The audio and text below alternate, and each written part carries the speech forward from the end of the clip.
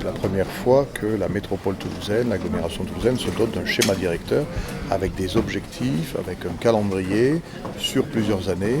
Un schéma directeur qui n'a pas été conçu, je dirais, entre nous, élus et administration métropolitaine, mais qui a été élaboré avec les professionnels, avec les forces économiques qui sont directement représentatives et actrices du secteur du tourisme. Donc on a une feuille de route avec des objectifs dans beaucoup de domaines, mais il s'agit de mettre en tourisme Toulouse. Aujourd'hui, tourisme à Toulouse, le tourisme existe, il est même dynamique.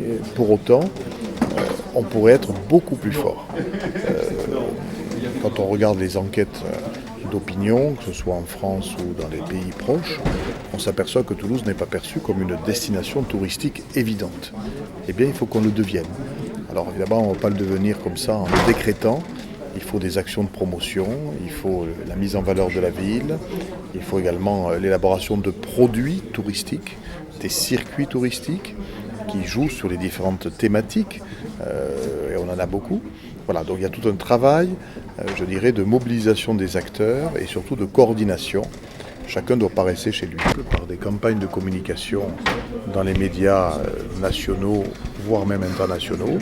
Simplement, pas une campagne liée à un événement, pas quelque chose de ponctuel, pas un coup d'épée dans l'eau, mais des campagnes récurrentes, chaque année, en continu, qui façonnent peu à peu une notoriété et une nouvelle image. Toulouse a une bonne image, mais faible.